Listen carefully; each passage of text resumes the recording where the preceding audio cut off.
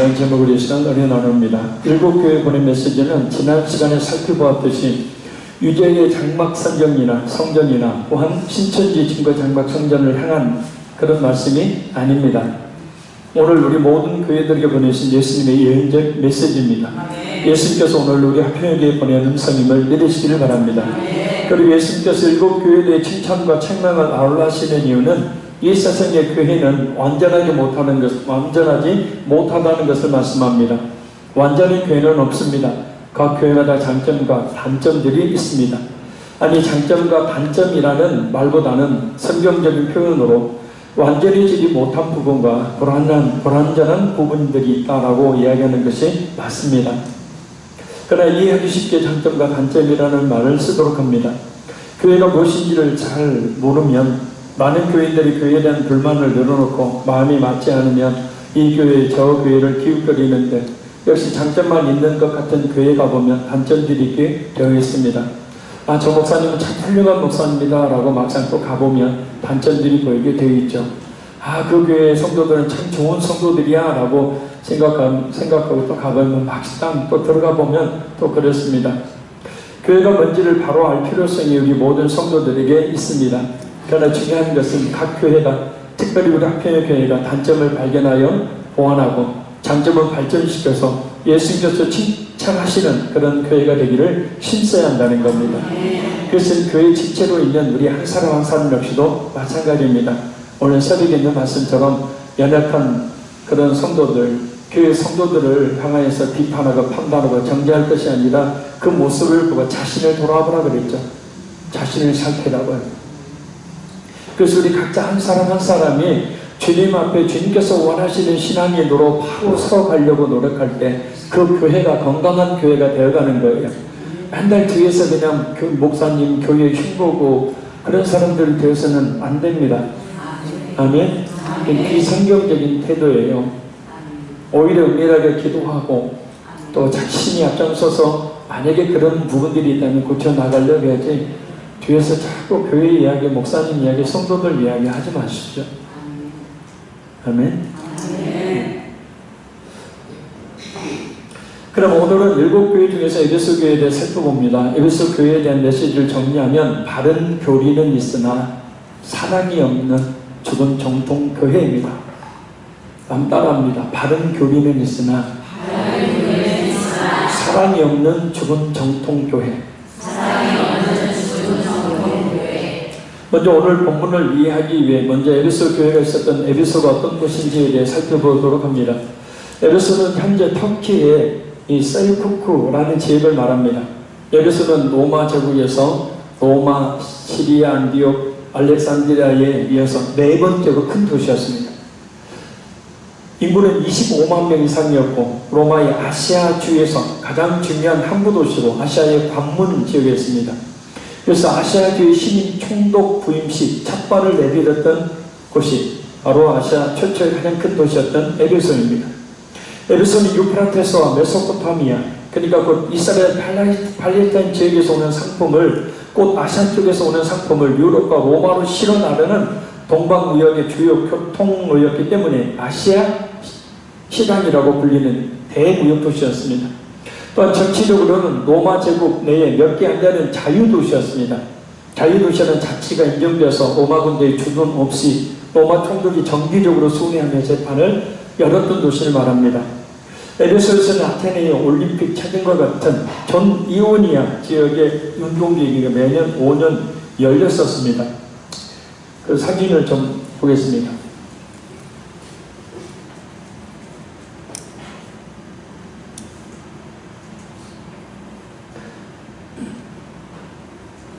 이게 바로 소아시아 일곱 교회의 이 지도입니다. 에베소가 있고 이 길들이 다 연결이 되어 있습니다. 서머나가 있고 서머나에서 그 다음에 버가모에서 도아디아에서 사대에서 빌라델비아에서 라오디게아. 그래서 이 일곱 교회가 이렇게 당시에 큰 도로로 연결이 되어 있고, 그 다음에 이 일곱 도시 안에 우편물이 있었다고 했죠. 우편, 우체국과 같은 역할을 하는. 그래서 당시 로마 제국의 그 중요한 그런 문서들이 이 잘 닦인 길들을 통해서 세계로 이렇게 전달이 되었어요. 그래서 특별히 소아시아 7교회를 중심으로 이 7교회만 있었던 것이 아니라 이 7교회 주변에도 여러 교회들이 뭐 있었죠. 빌립 여러 교회들이 있었죠. 자, 이것이 바로 에베소의 소극적 모습의 그 가상도입니다. 이 가상도가 어떻게 나왔냐면 바로 현재 에베소의 모습을 기초로 해서 나온 겁니다. 이게 바로 뭐냐면 이제 가장 큰 도로예요. 가장 큰 도로고 여기 보면 기둥들이 있잖아요. 기둥들이 있는데 이 기둥들은 로마 그 황제가 지나가는 길이고 여기에서 지금은 막혀 있는데 이 쭉 가면 바로 항구가 나옵니다. 그래서 항구가 나오면 이 항구에서 그 로마 황제의 그 관문에 보면은 이제 이따 보겠습니다만은 로마 황제의 신상이 있고 신상이 절하고 이제 이쪽 지역에 보면은 그 신전들이 있어요. 신전도 바로 튀어 올라갑니다. 배 타고 와가지고 신전으로 바로 위에 튀어 올라가요. 신을 섬기기 위해서. 헛된 신을 섬기기 위해서?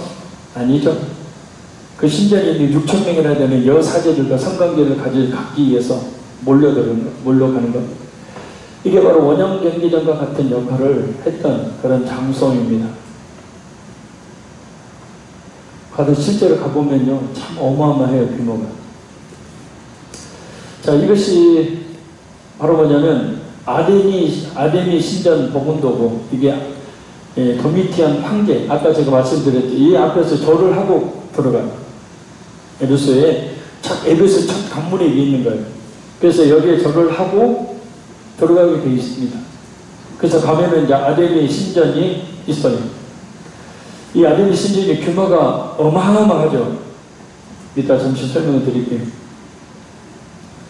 자, 아데미 신전 복음도고, 그 다음에 보면 이게 바로 뭐냐면, 에베소의 아데미 여신상입니다. 이제 여신인데, 이 머리에서부터 해가지고 가슴이, 그 여자 가슴이죠. 그래서 다산을 상징합니다. 그래서 이제 가슴이 이렇게 많이 달려있어요. 그래서 다산을 상징하는 신. 그래서 곧 아스가르 신하고 비슷한 그런 모양을 가지고 있습니다. 자, 이런 여신을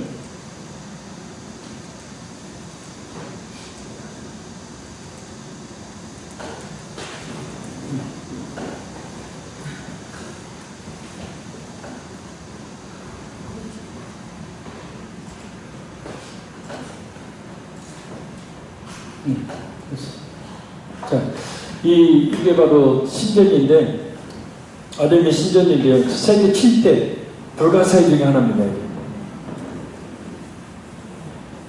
그래서 로마 명칭이 뭐냐면 다이아나 신전이에요. 다이아나 신전.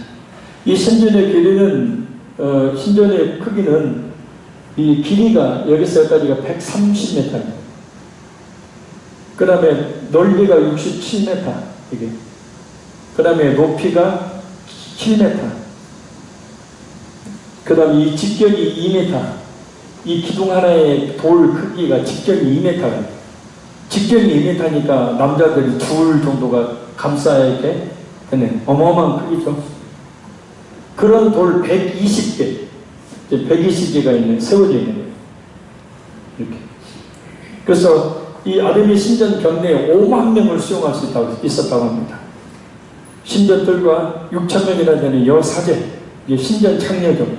여사제가 있고, 그 여사제들과 성관계를 통해서 아데미 여신과 교제를 나누는. 그래서 우리가 그 제사 드릴 때 제사상에 절하지 마라.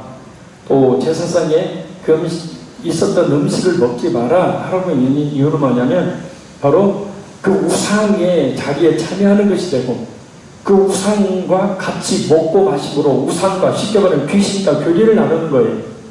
그게 돌아가신 부모든 뭐 돌아가신 분이든 누구든 간에 내가 그렇게 사랑했던 분인 간에 이미 그분은 영혼은 천국과 지옥이 있죠. 아무리 제사를 지낸다고 해도 와서 제사법 먹을 수가 없는 거예요. 근데 그 배후에 누가 있다고요?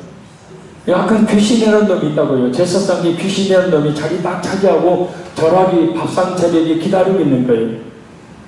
그러면 어떻게 되면 내가 영적으로 귀신과 교제를 나누는 거예요. 거기서 술 따르고 거기 그 제사상에 있는 음식 먹고 거기서 절하고 하면 그 귀신한테 내가 절하고 귀신과 교제를 나누게 되는 거예요. 신인 합의가 되는 거예요. 귀신하고. 그렇듯이 똑같은 이치입니다. 그래서 아담의 여신과 신인 합의를 하기 위해서 바로 여 사제들과 성관계를 갖는 거죠. 근데 그런 신인 합의의 목적이 아니라 성욕을 해소하기 위한 그런 목적으로 남자들이 아주 들끓었어요. 그렇지 않겠습니까? 또 공식적으로 인정이 됐으니까. 근데 그것이 죄로 여겨지지 않았다는 겁니다. 신과에 하게 되니까. 기가 막힐 노릇이죠. 이런 상황이 고린도 교회에서도 있었죠. 그래서 고린도 교회에 하나님의 은사도 많이 임했지만 고린도 교회 약간 사탄의 역사도 굉장히 많이 있었죠. 교회 안에 음란의 역사들이 굉장히 많이 있었습니다. 자, 그럼 에베소 교회를 향한 예수님의 메시지에 대해 살펴봅니다. 우리 1절을 한번 읽겠습니다. 에베소 교회 사자에게 편지하라. 오른손에 있는 7별을 붙잡고 7 금촉대 사이를 건네시는 이가 이르시되 아멘. 좀 시간 관계상 빨리 하겠습니다. 잘 들으십시오. 놓치지 마시고. 오른손은 예수님의 절대적 권능을 말하고 7별은 우리가 1장 20절에서 예수님께서 말씀하고 계시듯이 7 교회의 사자, 오늘날로 치면은 교회 대표자인 목사님을 말합니다. 그 별을 붙잡고 계신다라는 것은 하나님의 목사님을 교회의 대표자니까 붙잡고 계신다라는 상징적인 의미도 있지만 중요한 것은 그 교회 대표자인 목사님을 붙잡고 있다는 것은 그 교회를 하나님이 주관하고 계신다는 거예요. 할렐루야.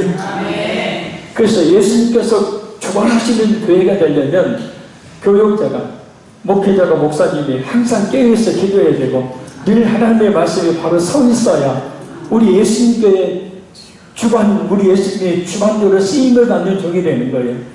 할렐루야. 그렇지 않게 되어지면 아무리 큰 교회 담임을 하고 있든지 어떻든 간에 예수님께서 인정하지 않는 그런 목회자가 될 수밖에 없습니다. 그리고 7 금촉대 역시 1장 20절에서 예수님께서 말씀하고 계시듯이 7 교회를 말하고 그 사이를 거니신다라는 것은 예수님께서 교회를 지키시고 교회를 위해 활동하신다는 뜻이에요. 할렐루야. 자, 이것은 주님께서 원하시는 그래도 성경 말씀에 따라 운영되어가는 교회, 진리의 말씀을 바로 선포하는 교회에 해당되는 거예요. 모든 교회를 이렇게 하시는 것이 아니에요. 아멘. 그래서 지금 또 교회를 지키시고 교회를 위해서 활동하시는 분이 누가요? 예수님이 말입니다. 자, 다시 말씀드립니다. 교회를 주관하시는 분은 예수님이에요. 그래서 아무리 목회자를 할지라도 교회 지도자를 할지라도 그 교회를 성경에서 벗어나게 이끌어서는 안 됩니다. 개인의 재산처럼 열어서도 안 되고 오직 하나님의 말씀이 성경적으로 이끌어 가야 합니다. 그것이 바로 예수님께서 그 교회를 주관하시도록 하는 겁니다. 우리 성도 개개인의 입장에서 보면 교회에 들어올 때 세상의 옷을 다 벗고 들어와야 돼. 아멘.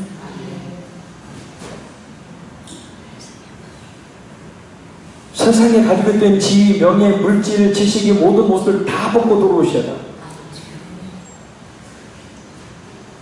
야, 돈 좀 있으니까 행세 좀 하고 말 좀 해서 영향력 좀 끼치고 세상에 내가 정치인이고 지위 있고 권력이고 힘이 있으니까 교회 안에서도 뒷짐지고 행세하려고 하면은 큰일 날 일입니다. 교회가 성경적으로 운영되어질 때 그 교회 가운데 우리 예수님이 주관자가 되시는 거예요.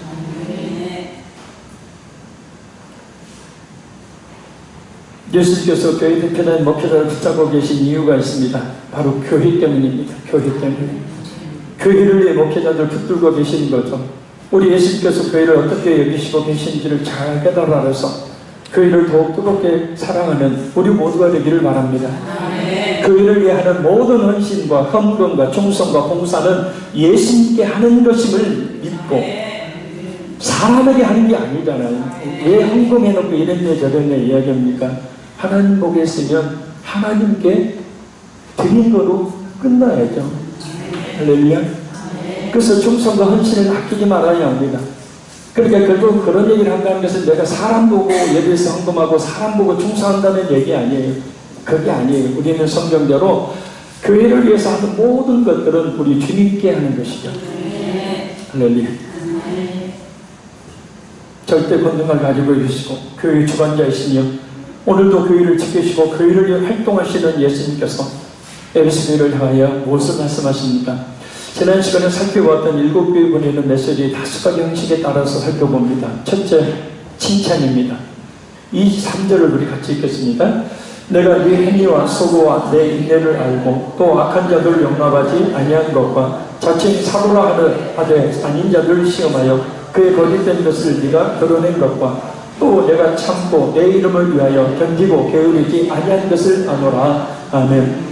예수님께서 에베소 교회를 향하여 총 3가지 칭찬을 하고 계십니다. 자, 작은 첫째는 바울 사도의 가르침을 잘 지킨 것을 칭찬하셔요. 그래서 내가 네 행위와 수고와 내 인내를 알고 라고 말씀합니다. 특히 여기서 알 수 있는 것은 2절의 행위는 3절의 견디고와 2절의 수고는 3절에 게으르지 않고와 그리고 2절의 인내는 3절에 참고라는 말과 관련된다는 것입니다. 곧 에베소 교회가 그들의 행위와 수고와 인내의 열매를 맺을 수 있었던 것은 바울 사도의 가르침 때문이었다는 겁니다. 에베소 교회의 가장 큰 장점은 바른 교리와 바른 신학을 가지고 있었다는 점입니다. 예수님은 에베소 교회가 악한 자들을 용납하지 않고 자칭 사도라 칭하는 자들을 시험하여 그들의 거짓된 것을 드러낸 것을 칭찬하십니다. 또한 니골라당의 행위를 미워한 것을 보고 예수님도 이들을 미워한다고 동조하십니다. 여기서 악한 자와 자칭 사도라 하는 자들과 니골라당은 오늘날로 치면 구약의 비유를 통해서 이단과 사이비 기독교 지도자를 말합니다. 악한 자, 자칭 사도라 하는 자들, 니골라당은 이단과 사이비 기독교 지도자를 말해요. 에베소 교회는 이런 이단과 불건전한 사이비 집단의 가르침을 단번에 분별할 수 있었습니다.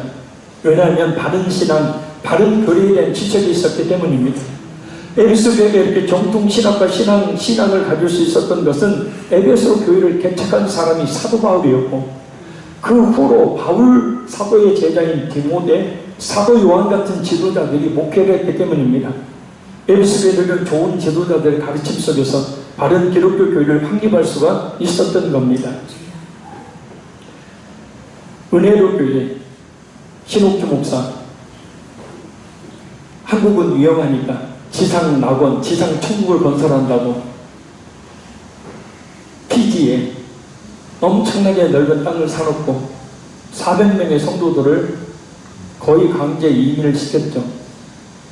일을 시켜먹고 월급도 주지 않고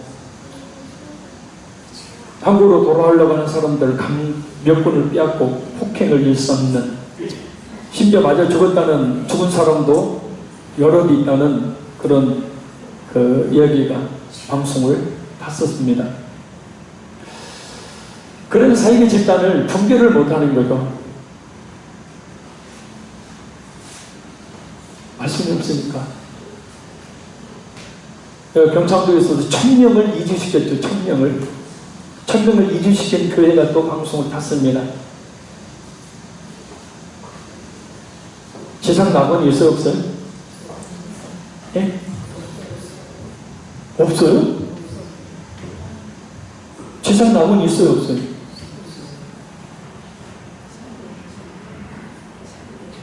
아니, 없어요? 지상 낙원이 있어요, 없어요? 예? 없어요. 지상 낙원이 어디 있어요? 예수님께서 재림하실 그때 새하늘과 새 땅이 열릴 때 그 외에는 어느 세계 어느 나라를 가도 안전하지는 않아요.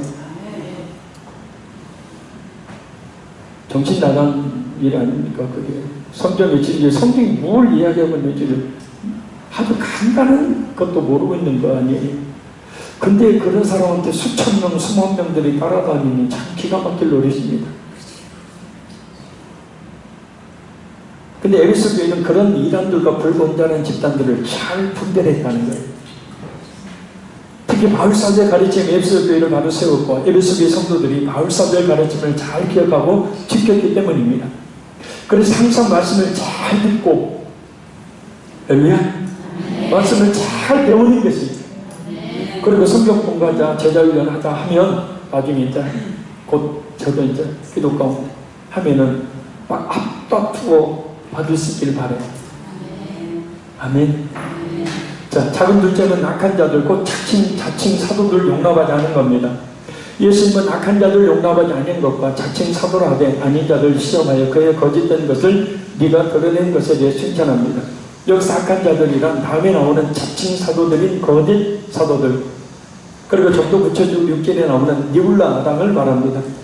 이레니우스에 의하면 이 니골라당은 집사 니골라에 의해 세워진 당입니다. 그들은 플라톤의 이혼론을 따라 방탕한 삶을 살았습니다. 발라면 이스라엘에게 우상을 숭배하도록 만들어서 영적으로 타락하게 만들고 가나오게 만들었던 것처럼 에베소 교회 성도들에게 우상 숭배, 음행과 남의 것을 억지로 빼앗는 토색 등의 죄악을 저지르도록 유혹했던 자를 말합니다. 영혼이 구원받았으니 육은 아무렇게 살아도 된다라는 영주주의 이단의 특징이죠. 나 이미 구원받았는데 뭐 니나노 특히 에베소에 있었던 아데미 신전에서 아데미 여신을 섬기게 하고 아데미 신전에 있던 수천 명의 여사자들, 곧 장녀들과 음행을 저지르게 만들었던 사람입니다. 당시에는 이런 죄악들이 죄악으로 인식되지 못한 상태에서 행해지고 있었습니다. 그런데 바울 사도의 가르침을 잘 받았던 에베소의 성도들은 이와 같은 악한 자들인 거짓 사도들을 잘 분별하여 그들을 받아들이지 않았을 뿐만 아니라 그들의 악행에 빠지지 않았던 겁니다. 바로 바울 사도를 통해서 훈련을 잘 받았기 때문이에요. 에베소 교회뿐만 아니라 고린도 교회도 이런 거짓 선지자들이 횡행했었습니다.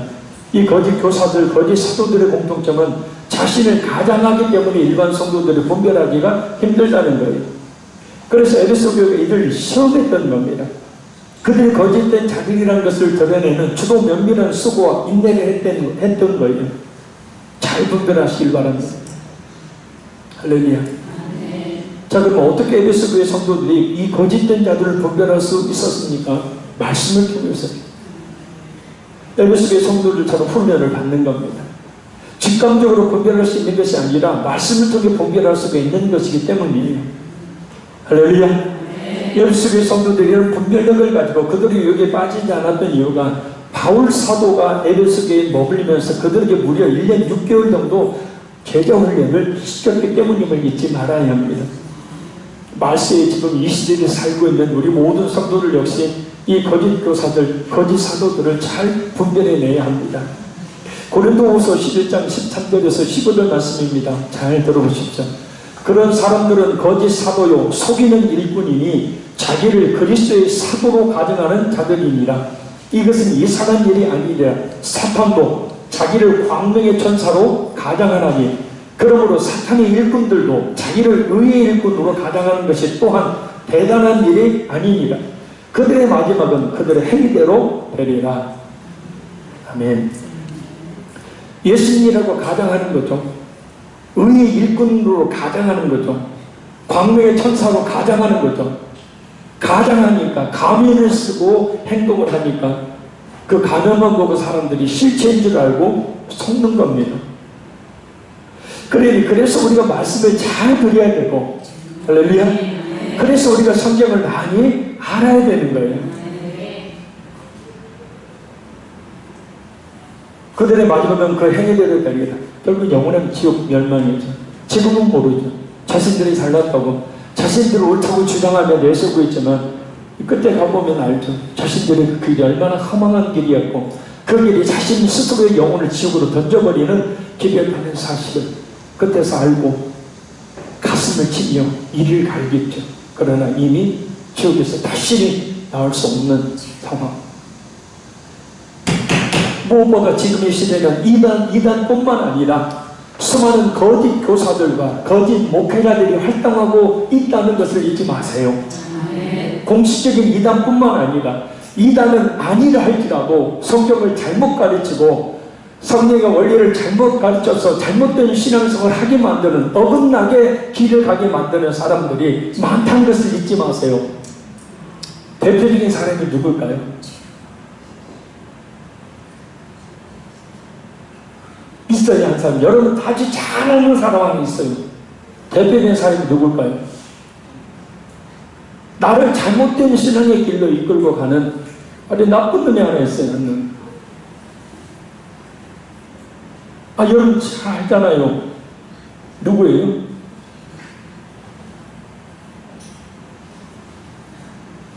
알 사람이 없도다. 누구예요? 나예요, 나. 내 생각으로 신앙생활하는 거예요. 이게 이단보다 더 무서운 겁니다. 이단은 차라리 너 잘못됐어. 그러니까 잘못됐으니까 차라리 옳은 길 이거야라고 제시할 수도 있지만 자기 생각에 빠져서 자기의 주관대로 신앙생활 하는 것처럼 무서운 게 없어요. 왜요? 나는 모르는. 나는 틀리지 않는데.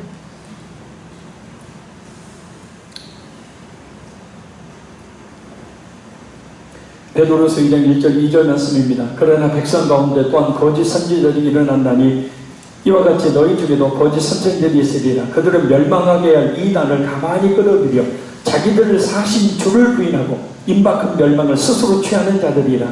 여럿이 그들을 호색하는 것을 따르니 이로 말미암아 진리의 도가 비방을 받을 것이요 그들이 탐심으로써 지어낸 말을 가지고 너희로 이득을 삼으니 그들의 심판은 예적부터 지체하지 아니하며 그들의 멸망은 잠들지 아니하느니라.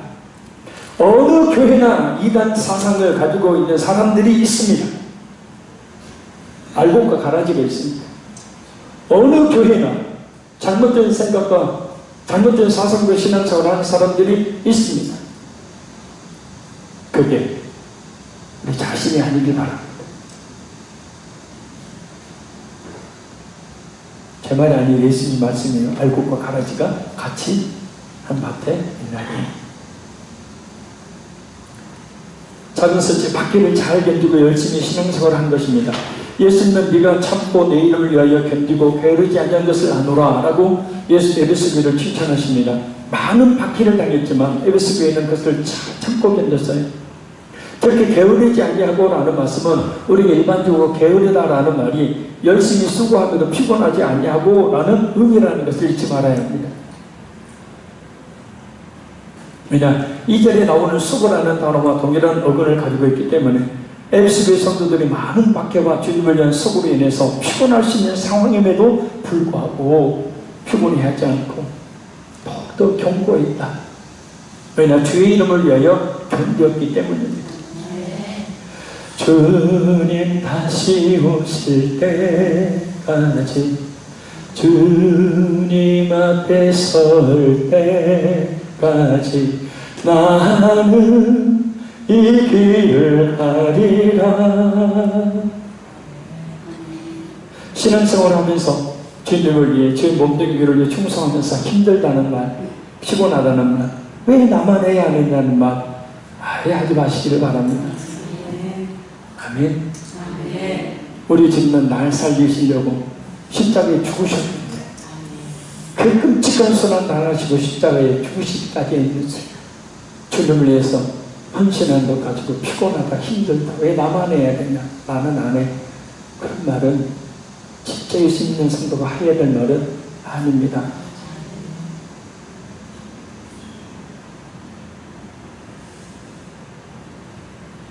큰 둘째 에베소 교회는 책망입니다. 우리 4절 읽겠습니다. 그러나 내가 책망할 것이 있나니 너희 처음 사랑을 버렸느니라. 아멘. 큰 칭찬을 받기도 했지만 에베소 교회도 문제가 있었습니다. 바로 처음 사랑을 버린 것. 기독교는 바른 교리 못지않게 그 바른 교리에서 나오는 바른 행동이 중요합니다. 기독교의 가장 중요한 강령은 뭐예요? 하나님을 사랑하는 것과 이웃을 내 몸과 같이 사랑하는 거죠. 하나님의 사랑과 성도 간에 서로 사랑하는 것은 결코 분리될 수 없습니다. 하나님의 사랑은 형제 사랑으로 증명되고 진정한 형제 사랑의 뿌리는 하나님에 대한 사랑에서 나옵니다. 그리고 하나님의 사랑과 형제 사랑은 곧 불신 이웃들을 향한 사랑으로 나타나게 됩니다. 그래서 에베소교회 성도들은 왜 서로 사랑하는 일에 있어서 그럼에도 불구하고 실패했을까? 분명 바르게 믿으면 사랑도 하게 될 텐데 말입니다. 왜냐하면 투철한 신앙, 바른 교리에 대한 분별력이 지나치면 사랑의 원리를 망각하고 서로 비난하고 비판하기 쉽기 때문입니다. 뛰어난 분별력을 가지고 있었기 때문에 잘못된 점이나 부족한 점이 쉽게 눈에 띄어서 비판하기를 좋아했던 거예요. 그것을 깨달아 알았으면 위에서 기도하고 그 죄의 허물을 덮어주며 그 변화를 위하여서 권면을 하든지 해야 되는데 아주 그것을 비판하기를 좋아했다는 겁니다.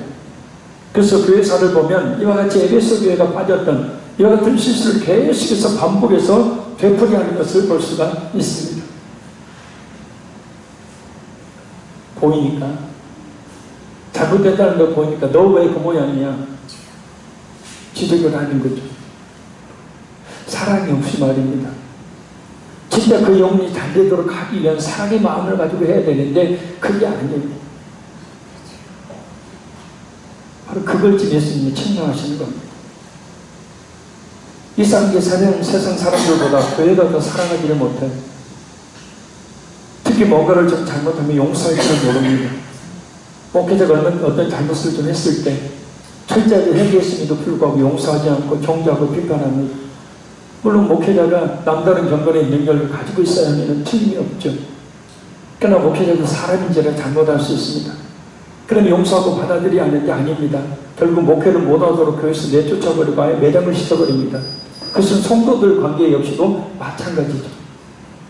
7번이 1번까지 용서하라는 예수님의 말씀은 온데간도 없고 조금만 뭘 잘못해도 손가락질하기 바쁩니다. 오히려 그런 문제 하나 발견하는 것, 그런 허물 하나 발견하는 것 아주 그냥 기쁨의 복음으로 여기고 그것을 이야기하기 바쁩니다. 끝없는 사랑과 용서가 있는 교회가 진정한 교회입니다. 할렐루야. 조금 잘못했다고 어떻게 목사님이 글을 쓰냐, 어떻게 그 중재자가 글을 쓰냐, 어떻게 예수 믿는 사람이 글을 쓰냐, 용서하지 못하고 매장을 시켜서는 안 됩니다. 아멘. 우리 자신 한번 돌아보시기.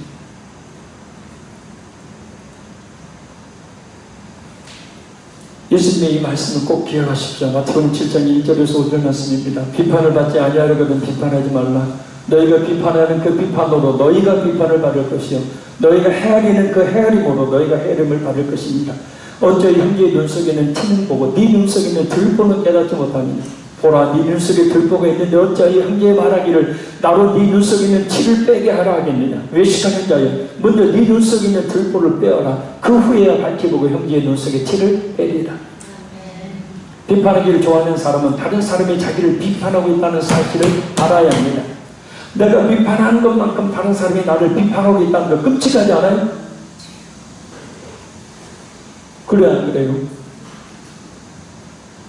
내가 어떤 사람 하나 놓고 헤아린다는 것은 술을 센다는 얘기죠. 잘못한 거 하나 꼬집어서 다 이야기하고 있을 때 다른 사람들이 역시 나를 그렇게 내 잘못을 가지고 하나 그렇게 헤아리면서 비판하겠다는 거예요. 이게 끔찍한 일 아닙니까? 무슨 일이잖아요. 근데 왜 그렇게 비판하게 되냐면 자기 눈에 비판받아 마땅한 커다란 문제인 들보가 있기 때문이라는 거예요. 그러니까 부정적이고 비판하기 좋아하는 사람의 특징은 뭐냐면 자신에 대해 비판받아 마땅한 문제들이 있다는 거예요. 그렇기 때문에 그걸 보는 눈이 있다는 거예요. 그게 사기 전과가 있는 사람들보다 어떤 눈으로 봐요? 저 사람이 지금 저 말이 사기인 거 아닌가? 그런 관점으로 보게 되어 있습니다. 자기 들보가 그거니까. 그래서 모든 것을 삐딱하게 모든 것을 비판적으로 부정적으로 보는 겁니다. 결국 그것은 역으로 자신이 그보다 더 큰 비판을 받을 행동을 하고 있다는 것이고 자신을 숨기고 있는 커다란 비판거리가 있다는 뜻입니다. 예수님 말씀하셨습니다. 죄 없는 자가 먼저 돌로 치라. 아무도 칠 수 없었습니다. 왜냐? 자신도 죄인인 걸 아니까. 우리는 아무도 정죄할 권한이 없어요. 아멘? 야고보서 말씀에 정죄하고 판단하는 사람은 네가 하나님이냐? 말하고 말씀하죠. 네가 하나님이냐? 네가 하나님에게 함부로 정죄하고 판단하는 형제를.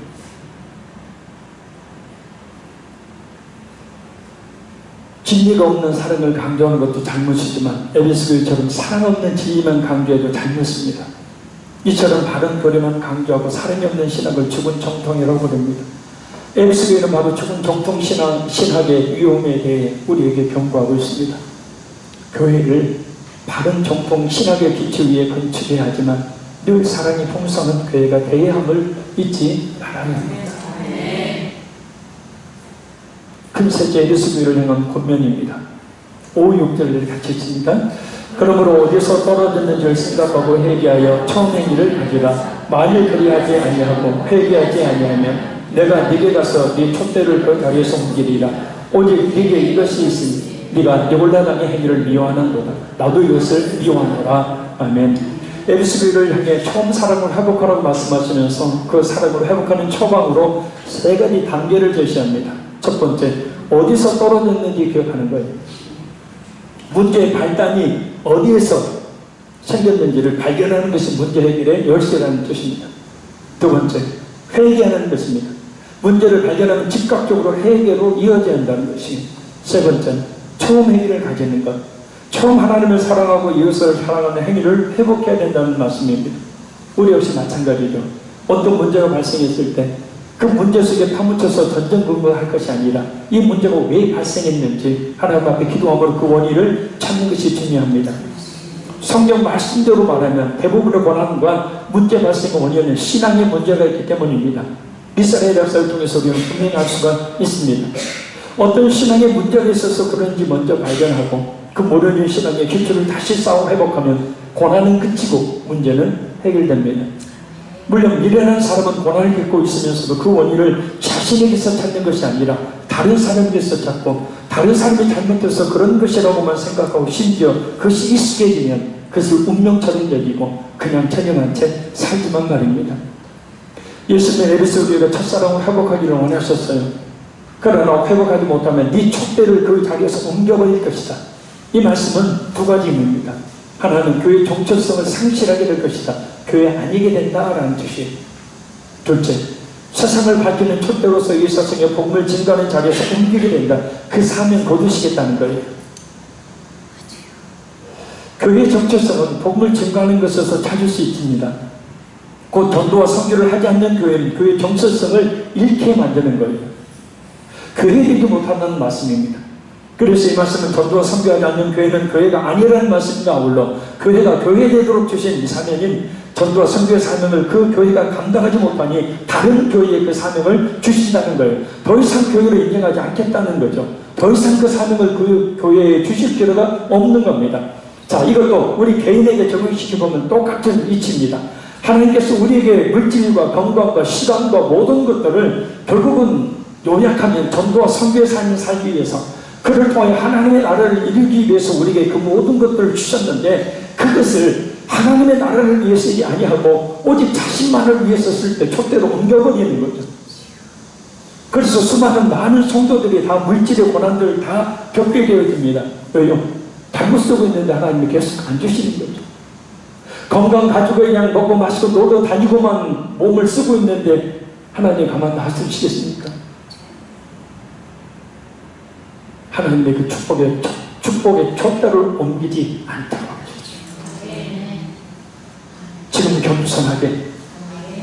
지금 겸손하게 더욱더 주의 몸된 교회를 위해서 충성하고 헌신하시기 바랍니다.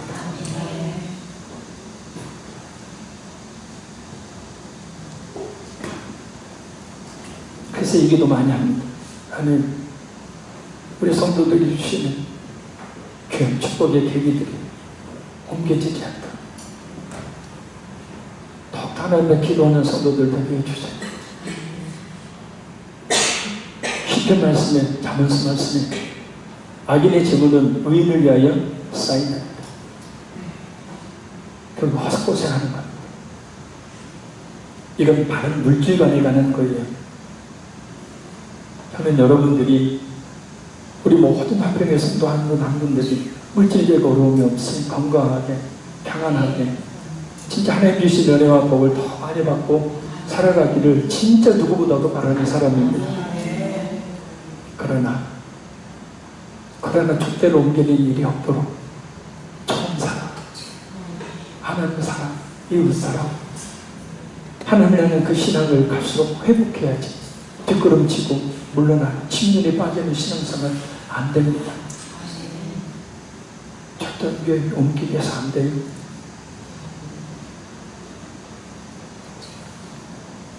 예수님 에베소교회 경고하셨듯이 우리에게 어쩌면 경고하고 계신지 모릅니다. 큰 넷째 들음입니다. 7절 상반절에 귀 있는 자는 성령의 교회들에게 하신 말씀을 들을지어다. 귀 있는 자. 자, 귀는 있지만 말씀을 들을 기가 없으므로 깨닫지 못하고 알지 못하는 사람과 반대인 말씀을 듣고 이해하는 사람을 말해요. 할렐루야. 그 사람은 귀연한 상징적인 방식으로 말씀을 하심으로 회개하는 마음을 가진 사람, 마음의 문을 열고 말씀을 듣는 사람만이 깨달아 알 수 있게 하시는 거예요.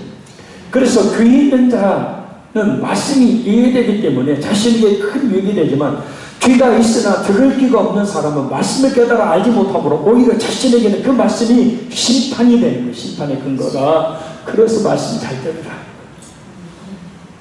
성령께서 이 자리에 있는 우리 모든 성도들이 말씀을 듣고 깨달아 알 수 있는 귀를 열어주시기 바랍니다. 말씀을 듣지 못하고 깨닫지 못하면 그 자체가 자신의 영적 소경이라는 것을 스스로 말하는 것이기 때문입니다. 그러니 성령의 교회들에게 하시는 말씀을 들어야 합니다. 그런데 가만히 보면 예수님이 말씀하고 계심에도 불구하고 성령이 말씀하신다고 해요. 그것은 지금 예수님의 말씀이 성령에 의해 사도 요한에게 주어지고 있기 때문에 성령님은 예수님의 그 예언의 영으로 예수 그리스도의 말씀을 전하고 있기 때문입니다. 그리고 교회들에게 라고 말씀하는데 이는 에베소 교회뿐만 아니라 당시 모든 교회들, 오늘날의 모든 교회에 주시는 말씀이라는 뜻입니다.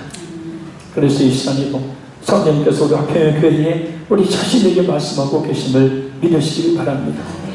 그러니 사람이 잘하지만 성령께서 우리 교회와 우리 자신에게 주신 음성으로 들을 수 있어야 합니다. 마지막 큰 5번째, 에베소 교회를 향한 약속입니다. 7절 우리 같이 한번 다시 읽겠습니다. 7절 시작. 귀 있는 자는 성령이 교회들에게 하시는 말씀을 들을지어다. 이기는 그에게는 내가 하나님의 나벌이 있는 생명나무의 열매를 주어 먹게 하리라 하는. 예수님이 에베소 교회에 주신 약속은 하나님의 낙원 곧 새하늘과 새 땅에 있는 생명나무의 열매를 주어 먹게 하시는 거예요. 여기서 생명나무의 열매는 영원한 생명을 말합니다. 가서 뭐 이렇게 따먹는다는 얘기가 영원한 생명을 주신다는 뜻이에요. 영원한 저 천국에서 영원히 살도록 하시겠다는 약속. 그러니 약속을 믿고 처음 예수 그리스도를 믿을 때 가졌던 첫사랑의 열정과 신앙을 회복해야 합니다. 자, 우리 주보 한번 쥐고.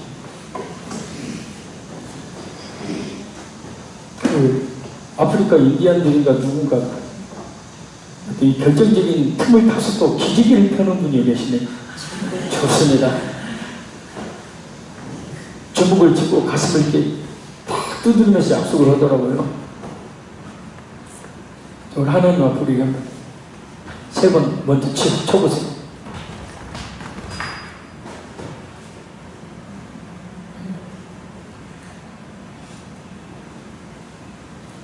자, 이렇게 한번 고백해 보겠습니다. 하나님,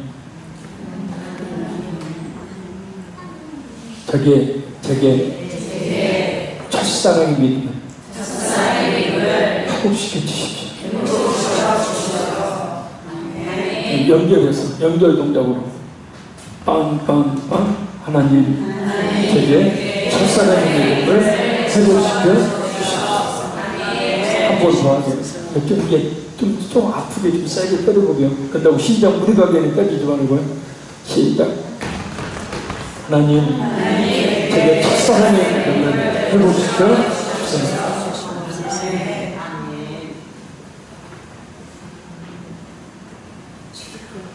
자, 신천지가 에베소 교회를 향해서 무엇을 이야기하는지 잠깐 살펴보고 왔습니다. 자, 신천지는 1절에 나오는 일곱 교회를 유대의 장막 성전으로 여긴다고 그랬죠. 그래서 요한계시록 2장 3장에 기록된 각 교회에 전한 말씀을 놀랍게도 모두 유대의 장막 성전에서 발생한 사건과 연결을 시킵니다. 말이 됩니까? 일곱 교회가 유대의 증거장막 성전이라고, 일곱 천사가 유재리 중국 장막 성전에 있었던 7명의 중직자를 말한다. 이 말이 되냐고요? 말이 안 되죠? 성경을 요한계시록을 한날 자신들과 같은 이단 집단들만을 향한 말씀으로 제한을 시키고 있는 거예요. 그래서 우리는 그 에베소의 말씀에 대상이 안 되니까 정통교회는, 그래서 그들이 우리 정통교회를 향해서 그렇게 극렬한 비난을 하고 있는 거죠. 자, 그리고 에베소 교회가 상처됐던 처음 사랑이 신랑 되시는 예수님이라고 이야기해요. 그래서 에베소 교회가 처음 사랑이 이런 것은, 잘 들어보세요, 예수님의 손에서 떨어졌다는 것을 의미하며 이것은 말씀을 떠나 배도의 길을 가고 있음을 의미한다고 말합니다.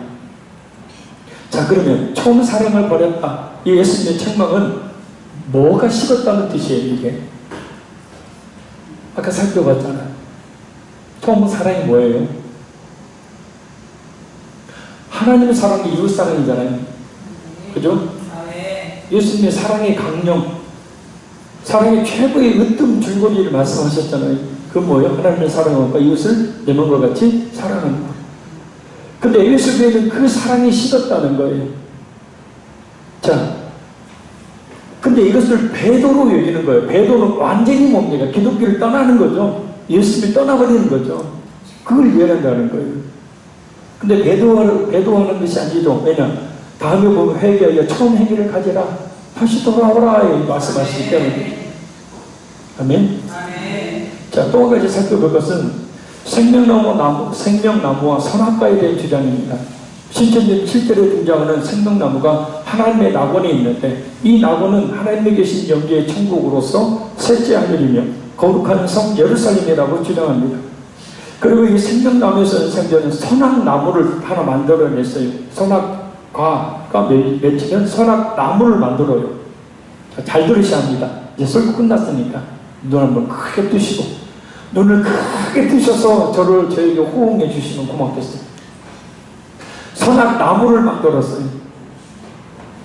그래서 선악나무란 생명나무와 반대되는 것으로 하나님의 말씀에 악한 사탄의 교리를 섞어서 말하는 거짓 목자가 바로 선악나무라고 주장합니다. 그리고 느골라당의 교훈은 선악나무 열매라고 주장합니다.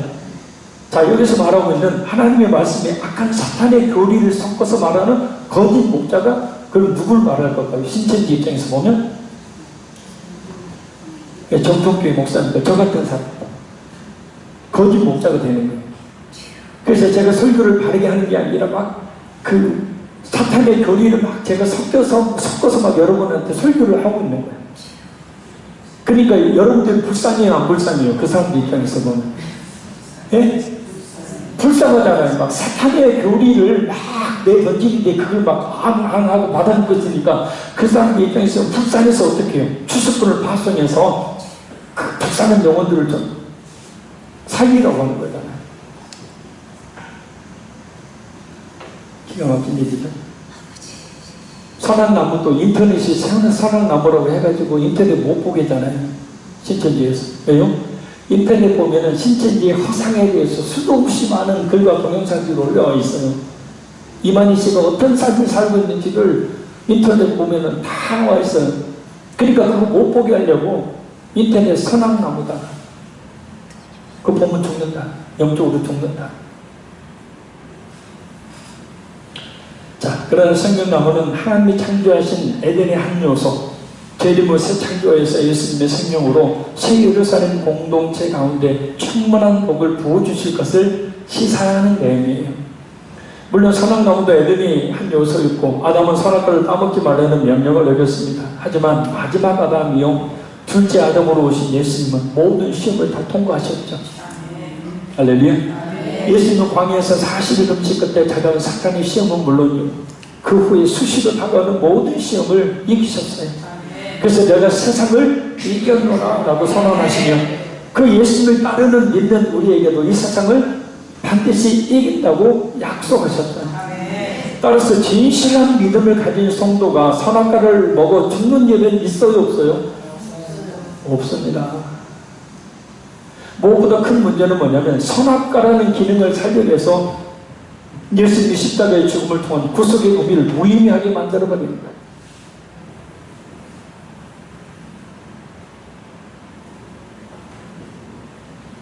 결론적으로 말씀드립니다. 이 막 여러분하고 나눠야 될 게 너무 많은데 시간은 막 4시 안에 끝내야 되니까 막 제가 길을 쓰고 막 하는데도 조금 시간이 오버됐네요. 결론만 보고 마치겠습니다. 자, 우리 화평의 교회는 에베소 교회를 향한 이 예언적 예수님의 메시지를 통해서 더욱 바른 교회, 바른 신학, 바른 분별력이 있는 교회로 나가야 합니다. 또한 중요한 사랑이 있는 교회인지를 우리 자신도 돌아보고 하나님을 뜨겁게 사랑하는 교회, 서로 비난과 비판하지 않고 성도들끼리 서로 이해하며 용납하여 뜨겁게 사랑하는 교회가 되도록 더욱더 힘써야 합니다. 지금 우리는 그렇게 하고 있습니다. 그러나 더더욱 우리는 그렇게 해야 될 줄로 믿습니다. 또한 가르침을 잘 받아치키고 거짓 교사와 사도들을 용납하지 말아야 합니다. 신앙생활을 하다가 겪는 여러 어려움과 주님을 위해 헌신하다 피곤해하지 않고 잘 견디는 교회와 성도가 되어야 합니다. 그래서 예수님께 칭찬받는 교회와 성도들이 되어야 합니다. 특별히 교회의 정체성, 그 교회의 다움은 전도와 선교에 있어요. 전도와 선교를 하지 않는 교회는 죽은 교회입니다. 우리 교회, 화평의 교회, 우리 모든 성도들은 그래서 전도와 선교의 사명을 충성스럽게 감당해야 합니다. 특별히 오늘 말씀은 성령님께서 우리 화평의 교회와 우리 자신에게 주신 말씀을 믿고 순종하는 역사가 있기를 간절히 소원합니다. 이것입니다. 마지막에 약속이 있듯이 이기는 자에게 주시는, 이기는 그에게는 내가 하나님의 나그 안에 있는 생명나무 열매를 주어 먹게 하리라는 이 약속의 말씀이 우리에게 이루어지고, 제가 늘 강조하고 또 강조하는 것, 우리 주님 앞에 설 수 있도록 우리 예수님이 나를 보고 그 품에 안아주시는 진짜 일꾼, 진짜 그리스도인이 될 수 있도록 늘 우리 자신을 살펴 총 사랑을 회복해야 될 줄 믿습니다. 기도하겠습니다.